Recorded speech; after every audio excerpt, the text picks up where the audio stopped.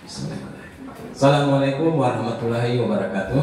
Waalaikumsalam warahmatullahi wabarakatuh. Syukur alhamdulillah pada hari ini kita masih diberikan kesempatan sehingga pada saat ini kita masih berkumpul di tempat ini dalam rangka untuk tugas saya 1.4 di modul aksi nyata, dan kemudian salawat dan salam kita kirimkan sebenarnya kepada Nabi Muhammad SAW. Insya Allah syafaat yang tercurah kepada beliau akan sampai pada kita yang masih setia mengikuti ajaran beliau. Amin. Sebelumnya saya ucapkan terima kasih kepada Bapak Ibu yang telah meluangkan waktunya untuk membantu saya dalam melaksanakan tugas aksi nyata di modul 1.4 pada CKP Angkatan 7, di mana saya salah satu calon guru penggerak yang ada di sekolah ini.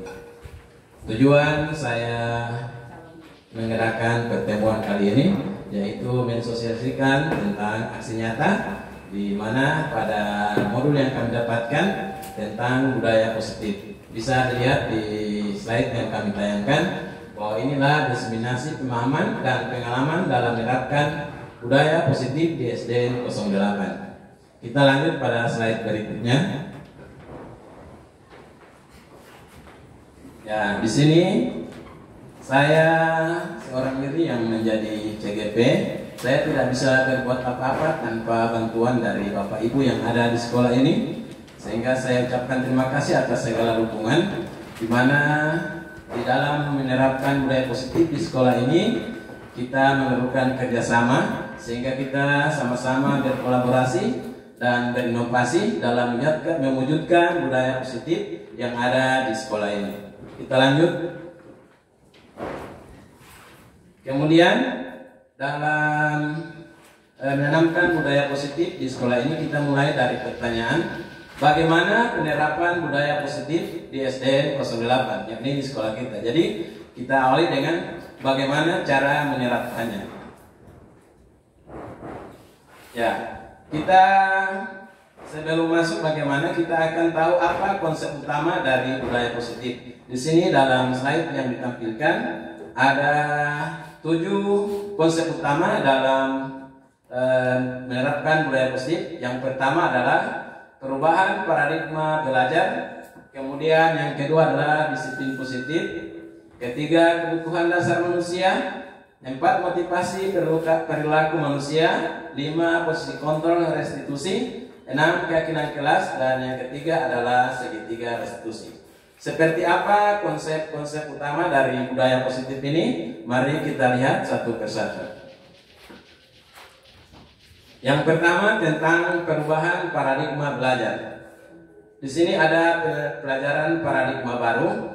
Sebenarnya pembelajaran ini telah kita lakukan setiap hari. Hanya belum kita tahu kita berada di posisi seperti apa. Seperti orang hari-hari baku apa di jalan. Ya, bertemu di jalan, tetapi kita tahu siapa namanya. Nanti setelah kita ikuti alur dari yang sudah saya dapatkan ini, ternyata oh ini yang namanya budaya positif, ini yang bukan. Maka dalam pembelajaran paradigma baru ini, yaitu pembelajaran yang berorientasi pada penguatan dan pengembangan karakter yang sesuai dengan nilai Pancasila, sehingga muncullah itu namanya profil pelajar Pancasila. Jadi sebelum masuk ke sana kita ambil dari awal tentang pembelajaran yang berpusat pada murid, di mana setiap murid belajar sesuai dengan kebutuhan dan tahap perkembangannya. Jadi dari awal saya dapatkan materi ini, kita berpikir bahwa murid itu seperti kertas kosong. Jadi kita membuat seperti apa mereka tergantung gurunya. Jadi kalau kita mau mereka sepertinya, kita ikuti kemauan kita terhadap murid tersebut, padahal tidak. Mereka ini sudah dilahirkan dengan kotak mereka masing-masing. Kita sebagai guru itu hanya membimbing mereka, menuntun mereka, sehingga bakat yang ada pada mereka sejak lahir itu akan tumbuh dan berkembang, sehingga mereka ini akan mencapai kebahagiaan dan keselamatan yang setinggi-tingginya. Ini berdasarkan filosofi pemikiran dari Bapak Ki Hajar Dewantara. Kemudian kita lanjut, perubahan paradigma belajar. Di sini ada 3. Yang pertama intrakurikuler, yang kedua kokurikuler, dan yang ketiga adalah ekstrakurikuler. Dari ketiga perubahan belajar paradigma ini semuanya berorientasi pada murid, sehingga peserta didik memiliki cukup waktu untuk mendalami konsep dan menguatkan kompetensi. Dengan kompetensi yang ada, anak-anak ini terlahir dengan kompetensi yang berbeda-beda, sehingga guru membutuhkan pengetahuan yang lebih, sehingga cara mendidik anak itu tidak lagi sesuai dengan keinginan kita, tetapi sesuai dengan kebutuhan belajar murid.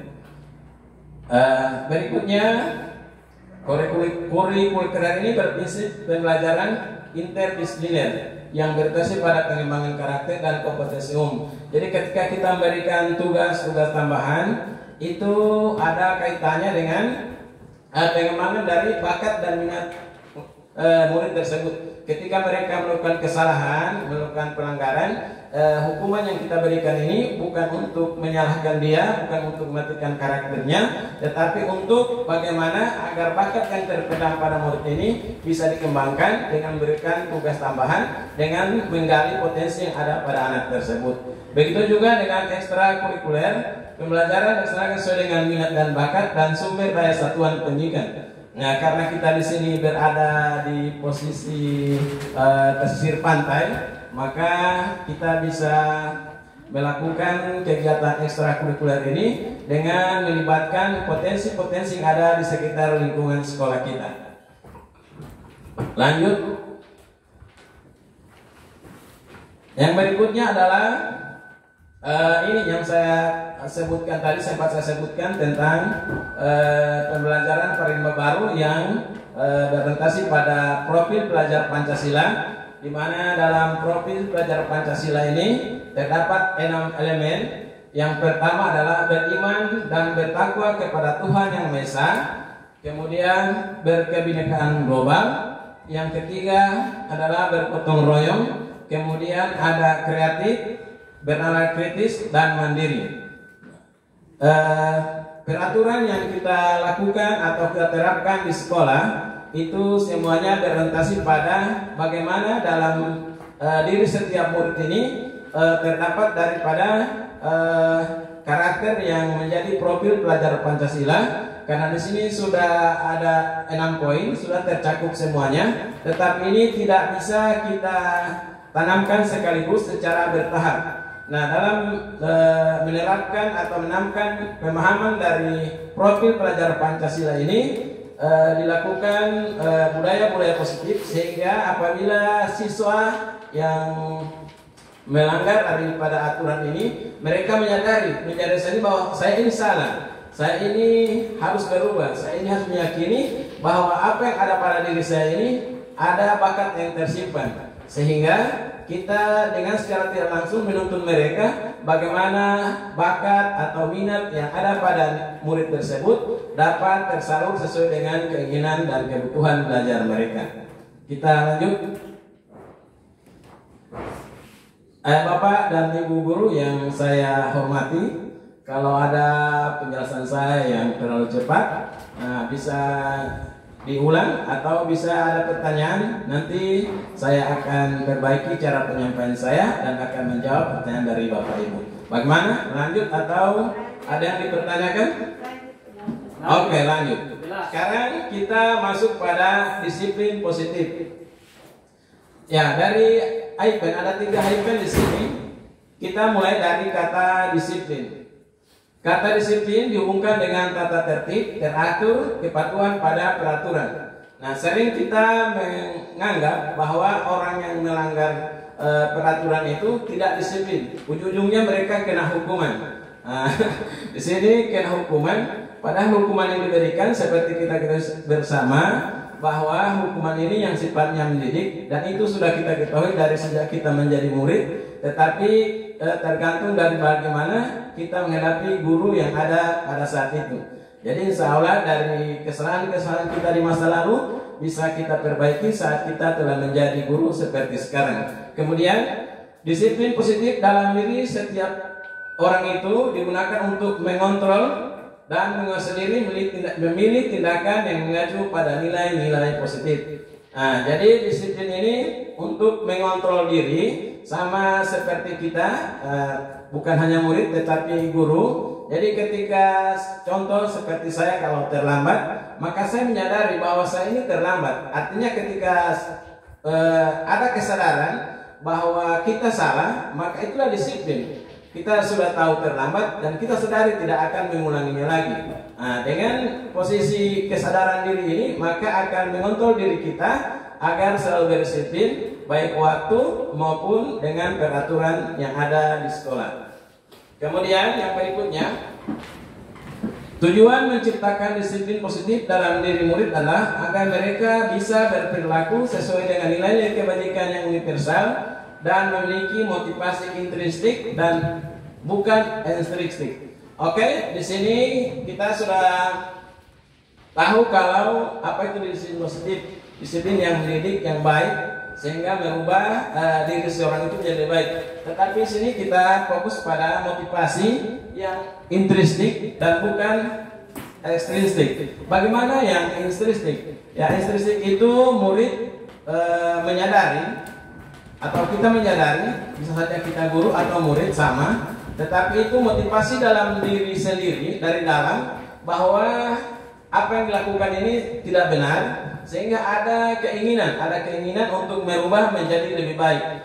Kemudian ditekankan bahwa ini bukan ekstrinsik. Artinya seseorang menjadi baik, berperilaku baik atau berperilaku positif ini bukan karena pengaruh daripada hukuman atau penghargaan. Karena adanya seseorang akan menjadi baik itu ada kalanya dengan penghargaan. Seperti kalau dia menjadi baik akan mendapat nilai yang baik. Kalau dia berperilaku sopan akan mendapat pujian. Ini faktor dari luar. Sehingga apabila tidak adanya lagi pemberian nilai yang 100, tidak ada lagi pujian atau penghargaan lain, maka secara tidak langsung anak tersebut akan berubah. Dia bilang, saya ini sudah bosan menjadi yang baik-baik juga, tidak ada pujian, tidak ada penghargaan, karena motivasinya dari luar, dari orang lain atau dari guru. Tetapi kalau yang intrinsik, dia akan menyadari bahwa ini salah. Kemudian alasan lain dari yang bukan intrinsik itu hukuman. Ada kalanya mereka itu terlambat karena takut dapat hukuman, dapat cubitan, dapat pukulan, disuruh pungut sampah atau keliling lapangan. Ini bisa merubah seorang menjadi baik, tetapi selama masih ada hukuman. Ketika salah seorang atau salah satu pelanggaran dia tidak dihukum, dia tidak dilarang lagi, maka akan kembali seperti semula, tidak ada akan lagi perubahan, sehingga tidak dapat merubah disiplin yang positif yang budaya pada diri anak tersebut. Oke, kita lanjut. Pada sesi ini tentang nilai kebajikan yang universal ada 3. Ini profil pelajar Pancasila: beriman, bertakwa kepada Tuhan Yang Maha Esa, berakhlak mulia, mandiri seperti yang tadi ditampilkan sebelumnya. Kemudian ada toleransi, rasa hormat.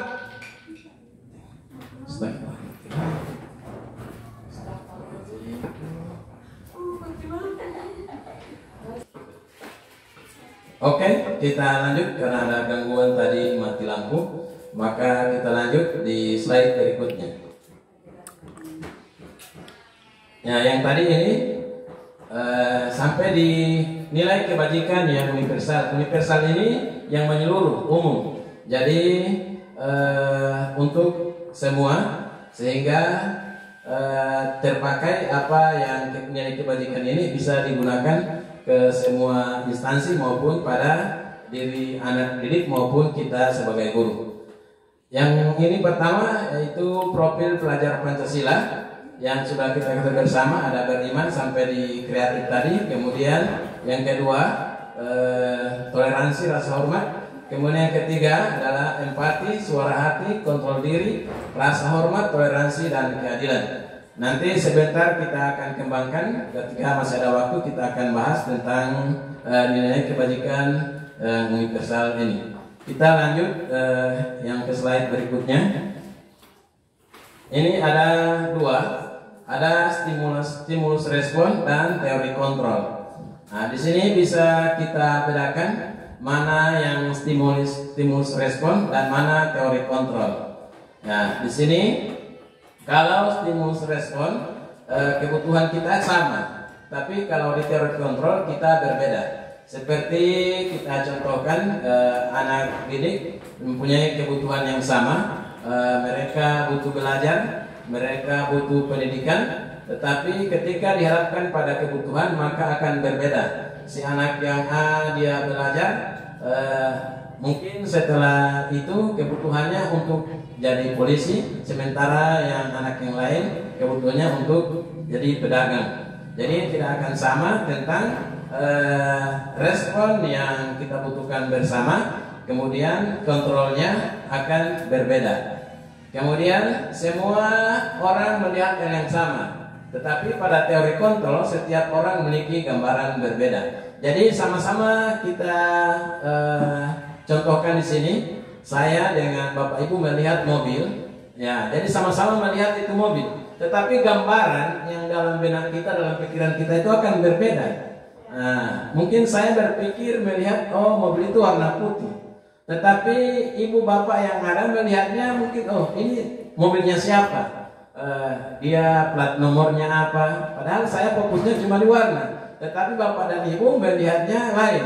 Begitu juga pada diri seorang anak, ketika saya melihat seorang anak, mama si A ini saya lihat utuh, oh ini anaknya siapa. Tetapi bapak ibu melihatnya mungkin lain, nih anak ini kemampuan di olahraganya sekian, kemampuan di seninya sekian. Jadi cara pandang itu walaupun sama, tetapi pada gambaran pemikiran ketika kita melihat itu akan berbeda. Kemudian yang berikutnya lah, kita mencoba mengubah orang agar berpandangan sama dengan kita. Tetapi pada teori kontrol kita berusaha memahami pandangan orang lain tentang dunia. Nah, dalam mendidik seorang anak juga begitu. Kita menginginkan agar anak itu berpandangan seperti kita. Jadi kalau kita mengajar tentang fenomena alam, kita tentang gempa, tentang musibah, tetapi cara pandang daripada anak itu mungkin beda. Dia mungkin berpikir kalau gempa itu terjadi karena adanya hal-hal yang mistik, ada kejadian-kejadian, tetapi kita yang sudah pernah mengalami atau membaca tentang apa yang menyebabkan gempa, maka akan mengetahui bahwa ini disebabkan oleh hal-hal yang menyebabkan daripada gempa tersebut secara teoritis. Kemudian yang berikutnya, perilaku buruk dilihat sebagai suatu kesalahan. Nah, kemudian teori kontrol, semua berperilaku memiliki tujuan. Nah, lihat. Jadi setiap yang buruk menurut kita itu salah. Jadi ketika kita melihat anak melakukan pelanggaran seperti membuang sampah pada tempat-tempat yang tidak diizinkan, tapi pada hakikatnya ketika dia memiliki perilaku memiliki tujuan, mungkin tujuannya tersebut kita tidak tahu mengapa dia membuang sampah pada yang bukan tempatnya. Mungkin saja dia ingin melihat agar supaya dirinya diperhatikan. Mungkin Pak Guru ini tidak perhatikan sama saya mau buat pelanggaran dulu, saya mau buang sampah dulu sembarangan. Hanya dengan adanya begitu, dia punya pikiran akan menarik daripada perhatian guru tersebut. Jadi tujuannya itu sebenarnya bagus, tapi karena kita melihat itu sebagai pelanggaran, maka akan melihat bahwa itu merupakan kesalahan. Jadi pandangan kita akan berbeda dengan teori kontrol. Begitu juga dengan yang lain. Nah, orang lain bisa mengontrol saya, kemudian teori kontrolnya hanya ada yang bisa mengontrol diri Anda. Jadi tanpa saya jelaskan semuanya, insya Allah Bapak dan Ibu bisa memahami, sehingga apabila tidak ada yang ada pemahaman yang tidak akan sama dengan saya, insya Allah kita akan bahas bersama bila nanti ada waktu. Kemudian kita lanjutkan.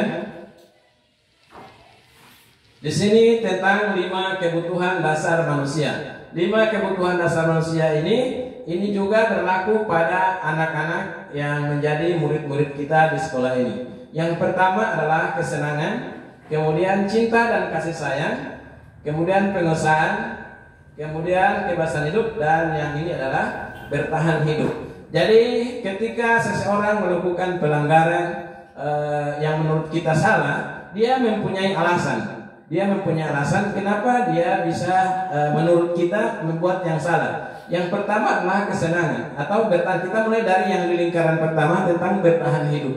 Ya, kita sering mendengar ada perampokan, ada pembunuhan, ada pencurian. Nah, kita ambil saja di lingkungan kita karena di sini masih belum terlalu ekstrim seperti di kota-kota besar. Oke, kita ambil di lingkungan saja di dalam sekolah ini.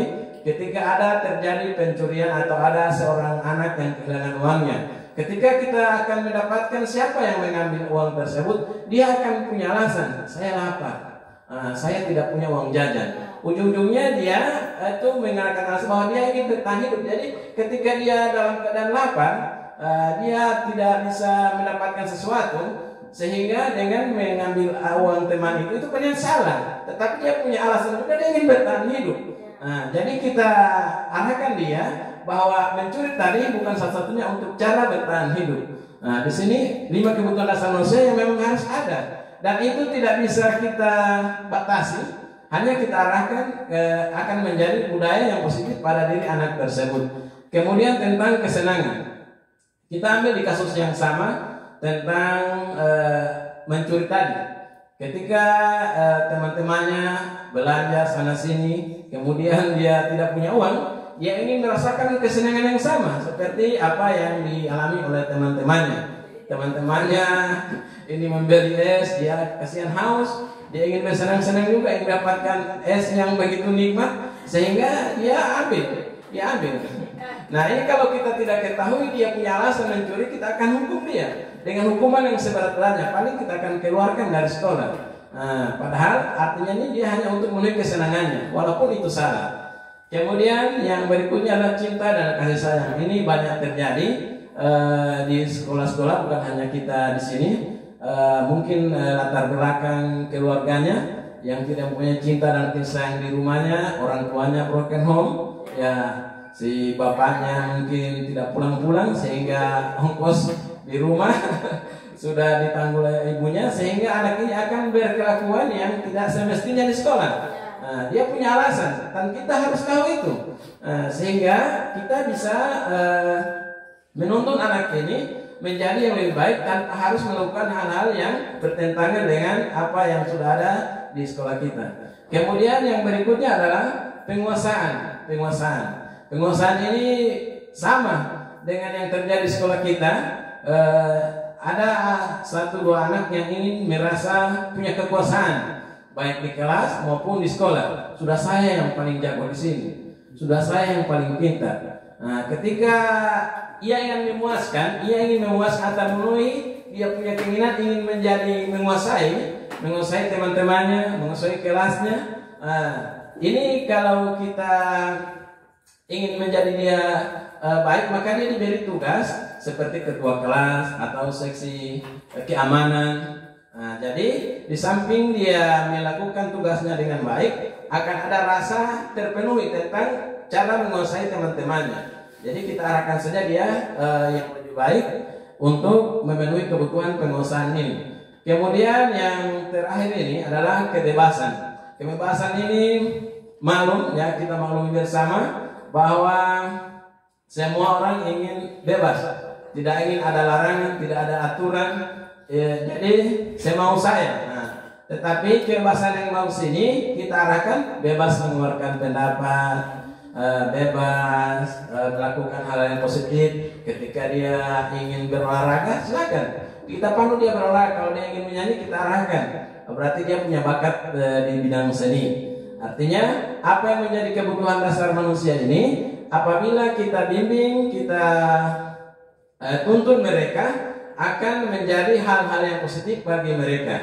Kita lanjut di slide berikutnya. Oke. Tadi secara khusus yang saya jelaskan, di sini sudah ada pengertian dari apa yang saya sudah jelaskan tadi, sehingga dapat kita lihat bersama apa yang menjadi kebutuhan dasar hidup manusia. Yang pertama bertahan hidup, kemudian cinta kasih, kemudian kebebasan. Itu sudah saya jelaskan tadi. Di sini adalah penjelasan secara umum dari beberapa pendapat, sehingga disatukan dalam slide-slide yang saya tampilkan ini. Ini di slide berikutnya juga sama, adalah lanjutan daripada kebutuhan dasar manusia. Ya, ini yang berikutnya adalah motivasi perilaku manusia menurut Dain Gosen. Nah, ini seorang ahli yang mengutarakan pendapatnya untuk motivasi perilaku manusia. Jadi motivasi ini dorongan atau semangatnya sehingga dia berperilaku seperti apa dorongan sehingga dia melakukan hal-hal yang seperti saya jelaskan tadi. Yang pertama, untuk menghindari ketidaknyamanan atau hukuman. Oke, itu saya sudah jelaskan tadi seperti apabila seorang itu berbuat baik itu karena ada menghindari hukuman. Nah, jadi dia menghindari hukuman sehingga dia berbuat baik. Kalau saya terlambat dapat pukul. Kalau saya terlambat menghormat bendera, atau kalau saya terlambat berdiri di luar kelas, sehingga dia bermotivasi baik itu karena menghindari hukuman, bukan karena dia sadar bahwa itu adalah kesalahan. Berikutnya adalah untuk mendapatkan imbalan atau penghargaan dari orang lain. Ya, jadi menyambung seperti apa yang saya sudah jelaskan. Ini mendapatkan imbalan atau penghargaan orang lain. Ya, mungkin dia senang dipuji, dia ingin mendapatkan hadiah. Bukan hanya murid-murid, kita juga biasa begitu. Dapat sertifikat, ya, biar mengantuk kita tetap ikut itu workshop, BIMTEK, karena untuk mendapatkan penghargaan. Ini bukan dari dalam diri, masuk di ekstristik, jadi dari luar. Yang berikutnya, untuk menjadi orang yang mereka inginkan dan menghargai diri sendiri dengan nilai-nilai yang mereka percaya. Jadi yang ketiga ini adalah yang seutuhnya, yang harus menjadi acuan kita agar bagaimana bisa menjadi pribadi lebih baik, termasuk murid-murid yang kita bimbing setiap hari. Sehingga apabila sudah tertanam bahwa kebaikan adalah kebaikan dan kesalahan adalah kesalahan, maka akan memudaya pada dirinya setiap hari. Dia tidak akan terlambat karena dia tahu kewajiban seorang siswa harus datang tepat waktu. Dia akan belajar dengan sungguh-sungguh karena dia tahu kewajiban seorang siswa itu untuk belajar yang sungguh-sungguh di sekolah, bukan karena penghargaan atau hukuman. Oke, kita lanjut. Nah, di sini 5 posisi kontrol restitusi. Nah, ini posisi kontrol ini adalah guru. Jadi posisi kontrol ini berlaku untuk guru. Di mana posisi kita? Posisi kita ini apa sebagai penghukum, atau pembuat rasa bersalah, atau sebagai teman, dan yang keempat adalah pemantau, atau sebagai manajer. Secara singkat, saya akan jelaskan sedikit. Di sini ada 5 posisi kontrol dalam tabel. Tapi sebelumnya, dari apa yang saya dapatkan dalam modul yang telah saya pelajari, posisi sebagai penghukum. Di sini guru hanya melihat aturan yang ada di sekolah. Ketika murid datang terlambat langsung dihukum. Jadi murid itu merasa ketakutan. Dia berbuat baik pun menjadi melaksanakan aturan-aturan sekolah itu karena posisi guru itu hanya menghukum. Guru tersebut tidak mencari tahu latar belakang mengapa dia ini menghukum murid tersebut. Pokoknya kalau salah, salah.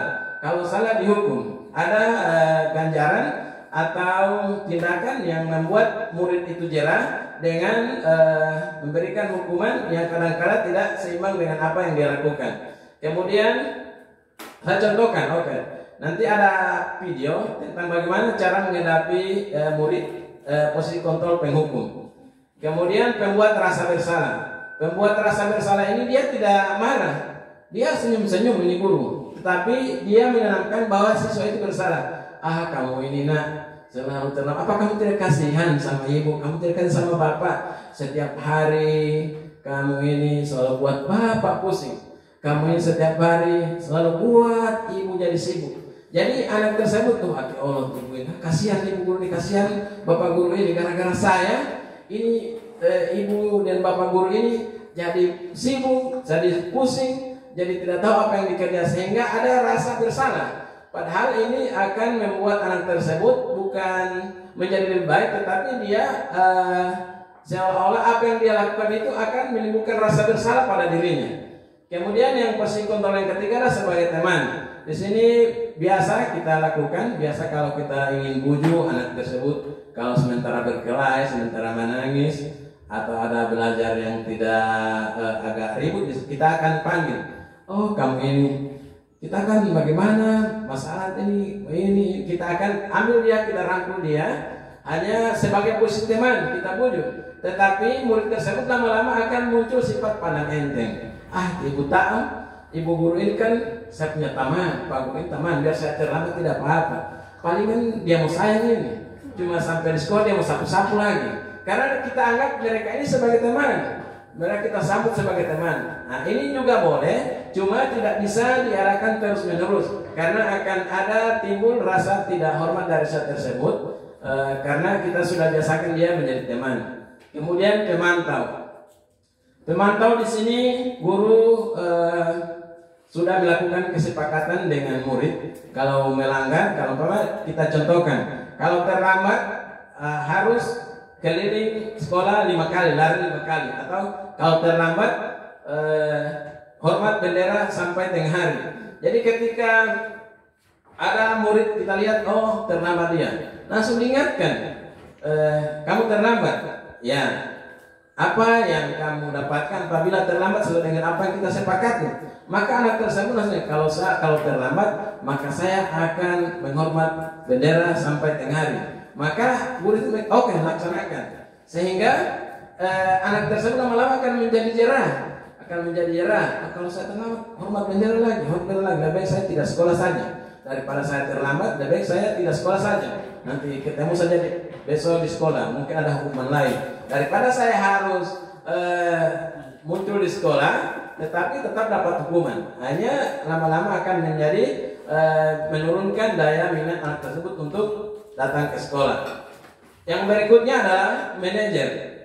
Ini posisi kontrol yang cukup bagus, dan ini diharapkan bagaimana kita berada di posisi kontrol manajer ini. Di manajer ini akan muncul kesepakatan antara guru dan siswa atau kepala sekolah dengan guru ketika ada sesuatu yang dilanggar atau diperbuat sesuai melanggar daripada kesepakatan yang telah disepakati, maka kita akan mengingatkan kembali. Saya contohkan si A ini datang terlambat. Saya langsung katakan, mengapa kamu terlambat? Kemudian dia mengatakan, karena saya terlambat bangun. Nah, langsung saya tanyakan, apa membuat kamu sampai terlambat bangun? Maka mungkin saja jawabannya, saya terlambat bangun karena main HP, main game sampai tengah malam, sehingga saya tertidur lambat, maka lambat bangun juga. Nah, langsung diingatkan juga, apa yang nanti kamu akan lakukan sehingga kamu tidak akan terlambat lagi. Maka dia menyadari apa yang dia lakukan dan apa yang membuat dia tidak akan terlambat lagi. Dia akan katakan, saya akan bermain game sampai jam 10, atau saya akan kurangi memegang HP. Nah, sehingga ketika dia akan terlambat, dia ingat bahwa kita ini sudah mengatakan saya tidak akan main HP lama-lama. Nah, nanti setelah itu di posisi manajer ini akan diingatkan kembali, kalau begitu kamu ini ingin menjadi murid seperti apa. Nah, sehingga dengan secara tidak langsung dia akan mengatakan, saya ingin menjadi murid yang baik, murid yang pintar, yang ingin disayangi guru. Sehingga dari kesalahan yang dia buat tadi akan membuat dia sadar bahwa akibat dari apa yang dia lakukan itu akan menjadi baik atau tidak baik pada diri sendiri. Oke, kita lanjut. Di sini ada tabel tentang pemetaan 5 kontrol guru. Oke, saya posisi ganti di sini karena tulisannya agak kecil. Nanti akan saya bagikan di grup WA di mana posisi kita sebenarnya. Nah, di sini ada motivasi berbuat baik, guru berkuasa, hasil kaitan dengan dunia berkualitas, murid kemudian dampak pada murid. Jadi ini ada identitas gagal, kemudian ada identitas sukses, kemudian ada identitas berhasil atau sukses. Hanya satu di sini saya akan jelaskan sedikit bagaimana guru berbuat. Sini Guru berbuat di mana ketika masuk di posisi penghukum. Lihat, kalau guru penghukum dia akan menghardik, menunjuk-nunjuk. Menghardik itu kan mereka bakal macam bahasa di frontal, membentak, menyakiti dan menyindir. Maka ini secara langsung akan menurunkan mental anak, semangat anak, kemudian akan menimbulkan trauma bagi anak tersebut sehingga dia akan susah bangkit apabila kita tidak tuntun dengan baik-baik. Kemudian yang ketiga ini membuat orang merasa bersalah. Jadi pembuat bersalah. Dia berceramah dan mengatakan seharusnya kamu ini begini, seharusnya kamu ini jangan begini, jangan begitu. Kemudian bapak kecewa, ibu guru kecewa dengan kamu ini, sehingga anak tersebut merasa bersalah telah membuat kecewa dari bapak ibu guru. Kemudian di sini kita masuk di teman.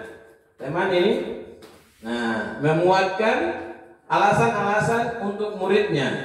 Membuatkan alasan-alasan untuk muridnya. Jadi kalau murid terlambat, dia bilang, kamu ini paling karena bermain atau minta uang tidak dikasih, lagi menangis. Padahal itu hanya alasan yang dibuat untuk muridnya. Padahal kita tidak tahu apa yang menjadi alasan sebenarnya.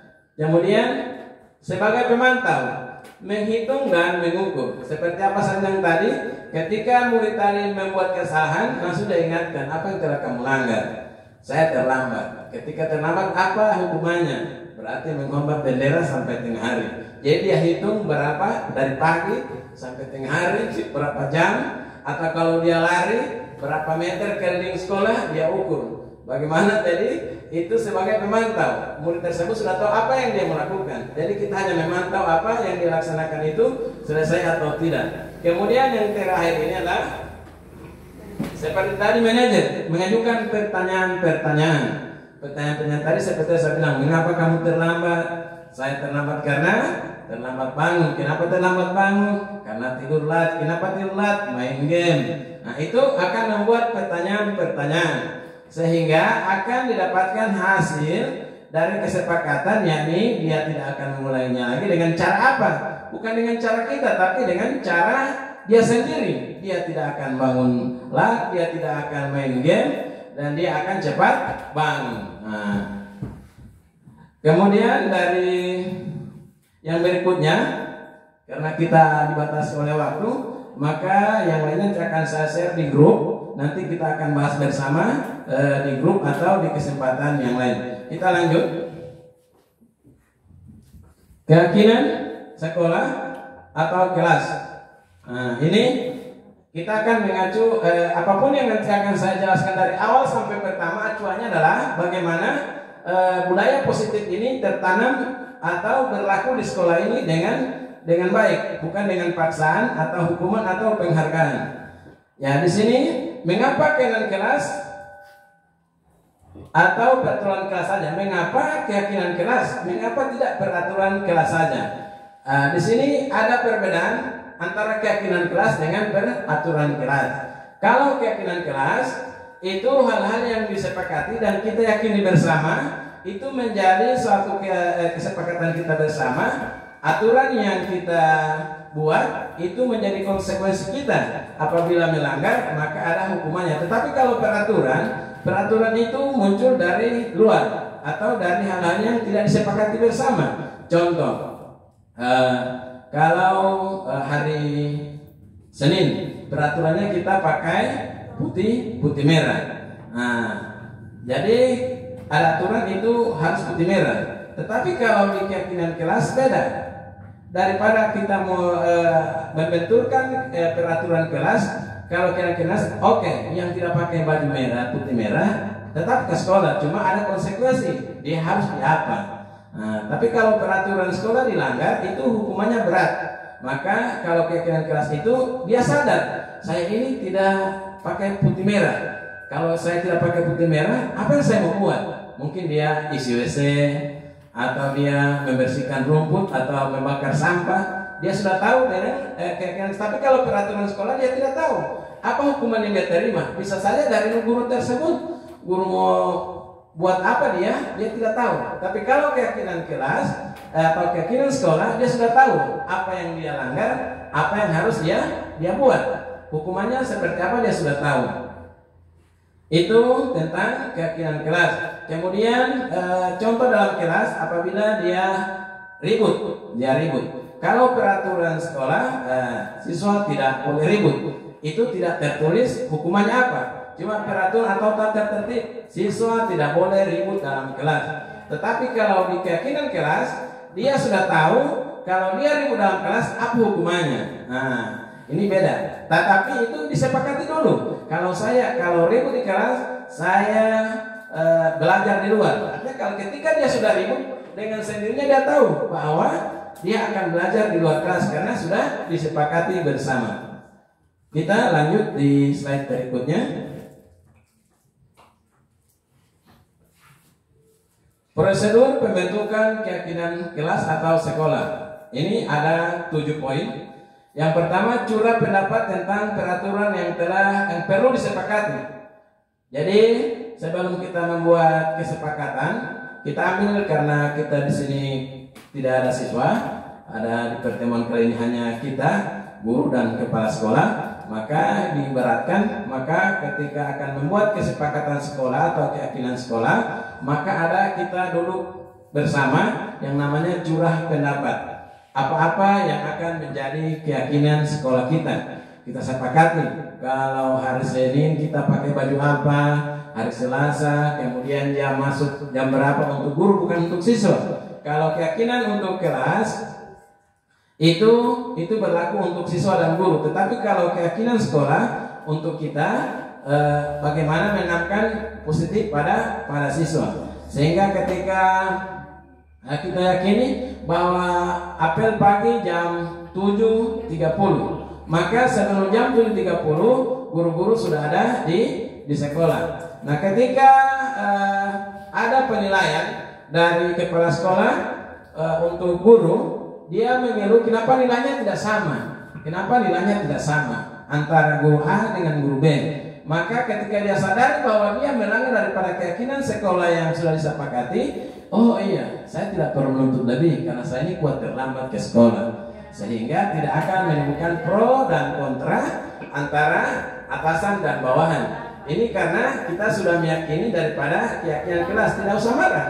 Karena hal ini kita sudah bicarakan curah pendapat apa yang kita akan jadi keyakinan dalam sekolah kita. Kemudian yang berikutnya adalah mencatat semua masukan para murid atau warga sekolah di pantus atau di kertas besar.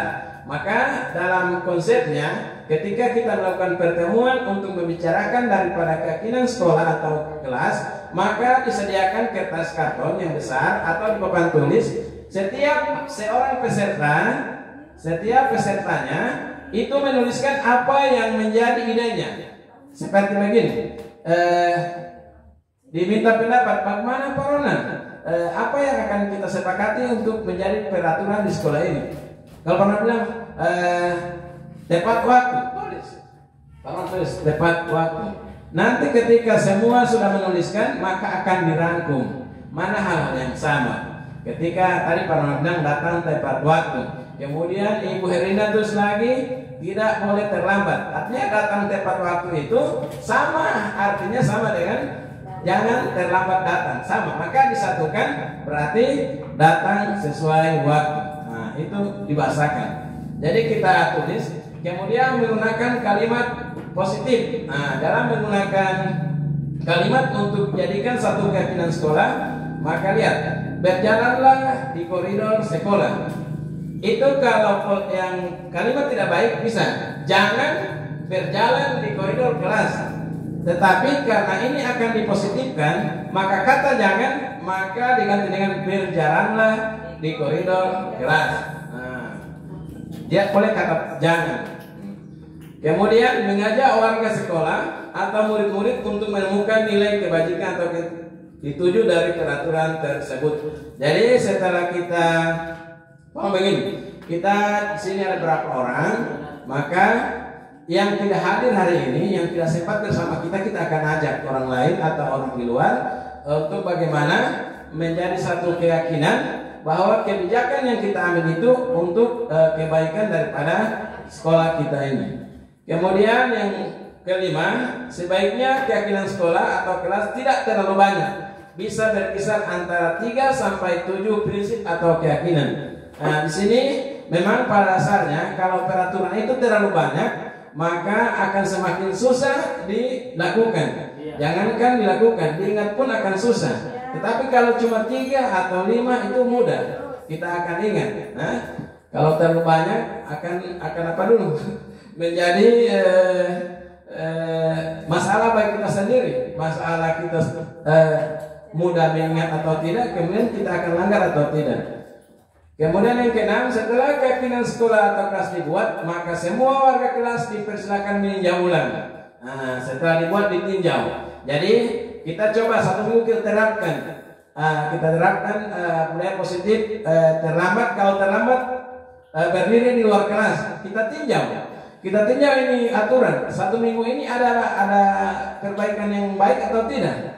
Ada perubahan. Apabila tidak ada perubahan maka kita tinjau. Artinya ini aturan berarti susah atau berat, maka kita rubah lagi. Nah, dari jam 7 kita sound lagi ke 7.15. Apabila masih berat kita ubah lagi ke 7.30. Sehingga aturan yang kita buat tadi itu tidak menjadi beban. Tidak menjadi beban. Sehingga apabila aturan sudah dibuat, sudah dirangkum, sudah ini, kita tinjau ulang. Apa ini sudah cocok atau tidak? Sehingga tidak akan menimbulkan pertentangan antara kita atau warga sekolah yang lain. Yang berikutnya, keyakinan sekolah sebenarnya bisa diletakkan di dinding atau di kelas yang mudah lihat semua warga kelas. Jadi ketika sudah jadi, sudah disepakati, sudah disahkan dan ditandatangani oleh kepala sekolah atau yang berwenang, maka kita tempelkan di tempat-tempat yang mudah dibaca. Mudah dilihat. Nah, kalau di kelas boleh juga di depan pintu. Kalau di sekolah bisa juga di pintu masuk. Itu akan mempermudah kita untuk melihat dan mengingatnya. Oke, berikutnya.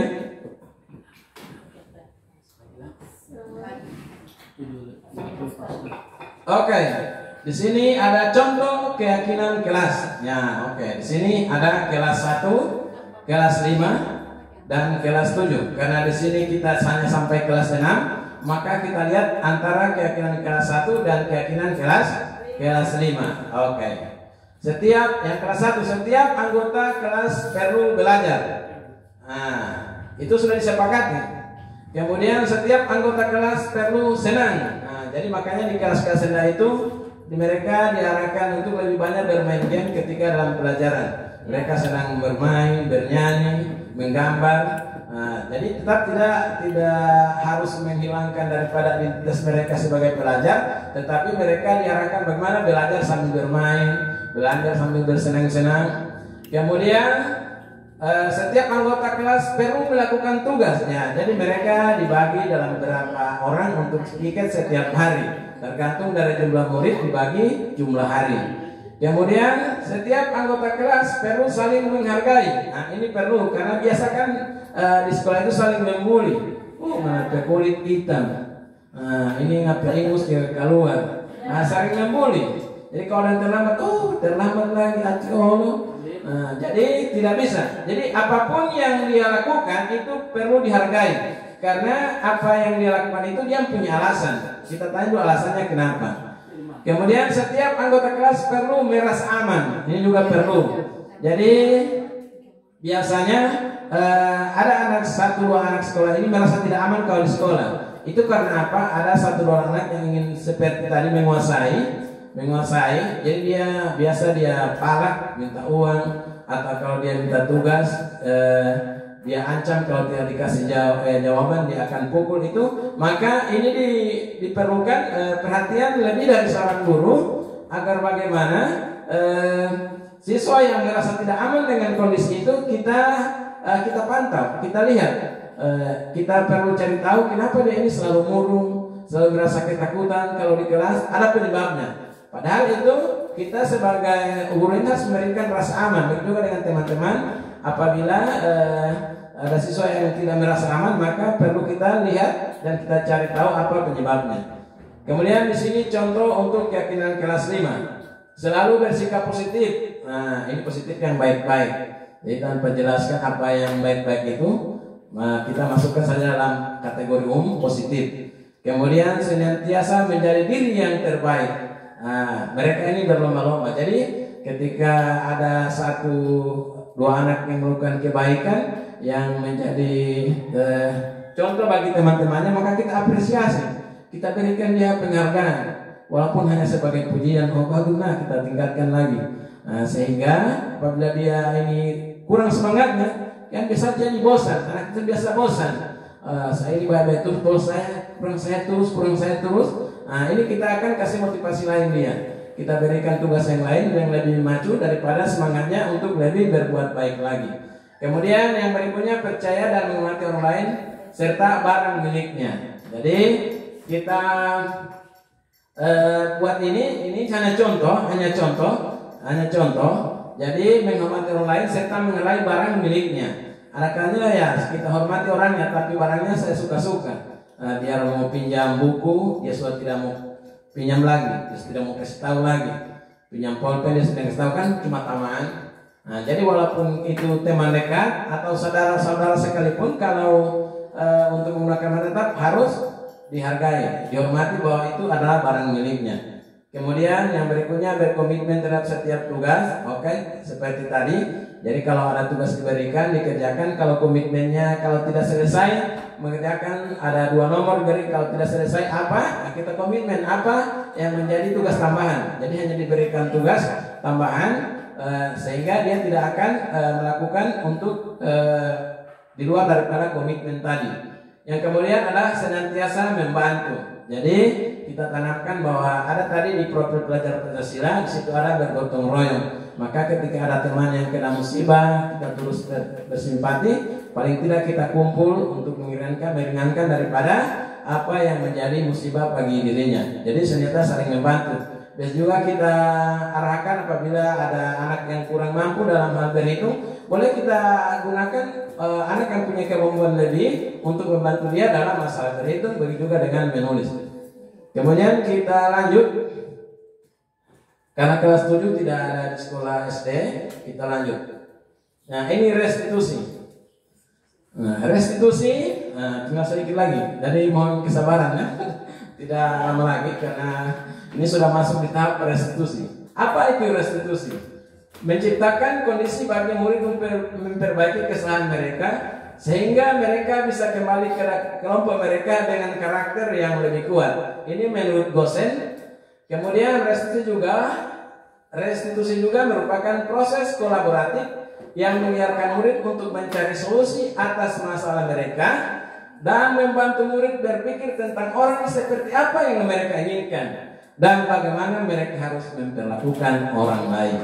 Nah, ini adalah pemikiran apabila kita jadikan dari yang hal-hal yang tidak baik, kita arahkan ke hal-hal yang lebih baik dengan menggunakan cara restitusi. Restitusi itu nanti kita akan lihat ada tahap-tahapnya dalam segitiga. Yang pertama itu menstabilkan, kemudian memvalidasi, yang ketiga adalah meyakinkan. Seperti apa itu? Mari kita lihat di slide berikutnya. Nah, segitiga restitusi adalah proses dialog yang dijalankan oleh guru atau orang tua agar dapat menghasilkan murid yang mandiri dan bertanggung jawab. Seperti tadi, kalau kita ketemukan atau kita lihat ada siswa yang terlambat, maka kita tanya mengapa terlambat. Jangan langsung kamu terlambat, langsung lari 10 kali. Kamu terlambat, hormat bendera. Nah, itu karena tidak ada dialog. Nah, kalau kamu mencuri, kasih pulang. Kalau tidak, mau dipenjara. Nah, jangan. Maka kita harus ada dialog. Dialog itu perlu. Kita tanya apa yang menyebabkan dia melakukan hal tersebut. Lanjut. Ini yang saya sebutkan tadi, ini namanya segitiga restitusi. Lihat, ketika ada masalah, siswa dengan keyakinan yang kita sepakati, jadi setiap peraturan itu ada pelanggaran, maka dirubah dengan keyakinan. Nah, sedangkan peraturan atau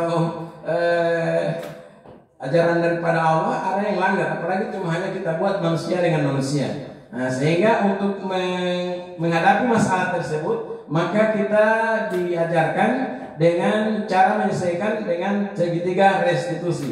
Lihat, yang pertama ini menstabilkan identitas, kemudian validasi tindakan yang salah, kemudian menanyakan keyakinan. Lihat, bagaimana yang menstabilkan identitas. Menstabilkan identitas itu, ketika orang ada masalah langsung. Ini ada dua kalimat sakti, ini namanya kalimat sakti. Jadi dengan dua kalimat ini akan melembutkan atau melemahkan daripada orang yang membuat salah tadi. Yang pertama, setiap orang pernah melakukan kesalahan. Jadi ketika ada siswa yang salah, yang langsung marah. Jauh, kenapa kamu terlambat? Terlambat itu hal yang biasa. Jangankan kamu, guru-guru saja ada terlambat. Ibu guru saja pernah terlambat. Ibu guru juga sekolah kamari pernah terlambat. Tidak usah takut, ceritakan saja kenapa kamu terlambat. Tapi kalau kita sudah bentak-bentak, kita sudah tunjuk-tunjuk di mukanya, akhirnya tidak ditahu apa penyebabnya. Sehingga ketika kita menangani masalah seperti ini, begitu juga orang mencuri. Pak guru juga kalau masukkan anak juga biasa begitu. Ada bacuri mangga, ada bacuri telur. Jadi kita ingatkan kembali sehingga anak tadi itu merasa bahwa dia, ternyata bukan cuma saya yang salah, bukan cuma saya yang jadi begini, bukan cuma saya yang pernah melakukan ini. Sehingga dia akan tidak terbeban menceritakan apa yang menjadi kesalahannya. Kemudian lihat, kamu bukan satunya orang yang pernah melakukan ini, sama dengan yang tadi. Jadi ketika mereka melakukan kesalahan, dia berkelahi. Kamu bukan cuma satunya siswa yang berkelahi.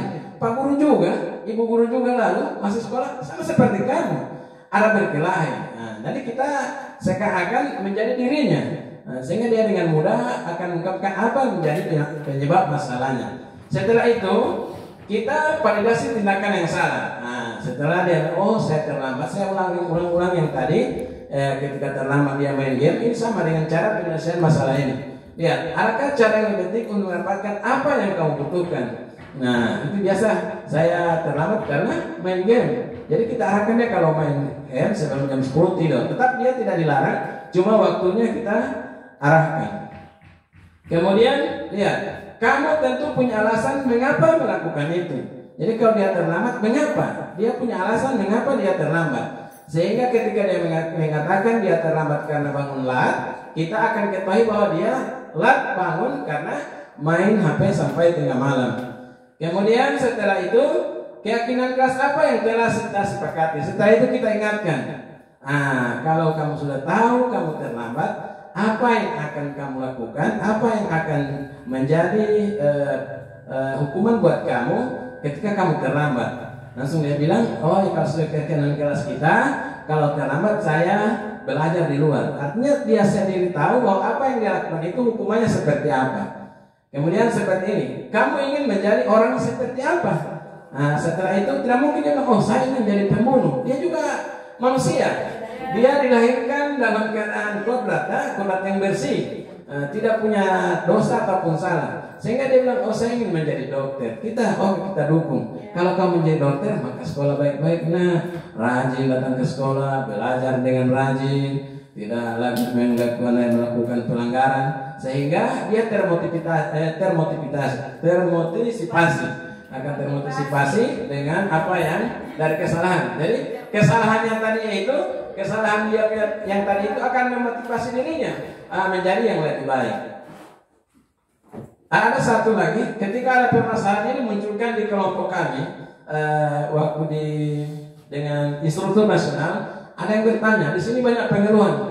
Itu rata-rata guru-guru kelas SMA, bahkan ada salah satu teman dalam kelompok belajar kami itu mengatakan, ini Pak, kami sudah susah untuk makan, kami sudah buat komitmen dengan orang tua, kasih keluar saja ini anak. Mereka sudah kehabisan cara, kehabisan akal untuk menangani anak tersebut. Kalau ditegur dia tidak seperti dari tegur, bahkan pelanggarannya yang dari ringan dia buat semakin berat.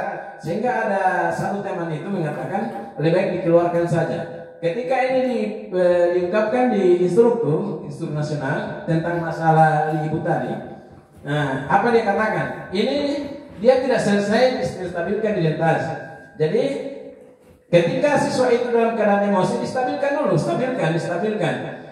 Ketika dia sudah stabil, maka bisa lanjut ke validasi tindakan. Dia akan tahu bahwa dia salah.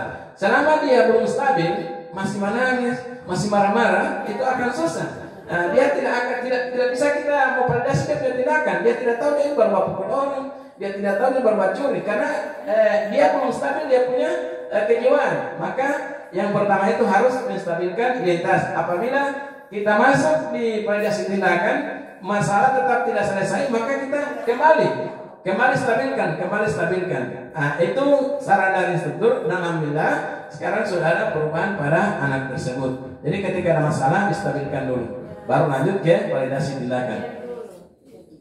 Oke, lanjut. Nah, ini instruktur dalam memberikan penguatan tentang restitusi. Oke, sekarang karena sudah pada akhir pertemuan kita kali ini, maka saya ucapkan terima kasih atas kesediaan dari Bapak Ibu.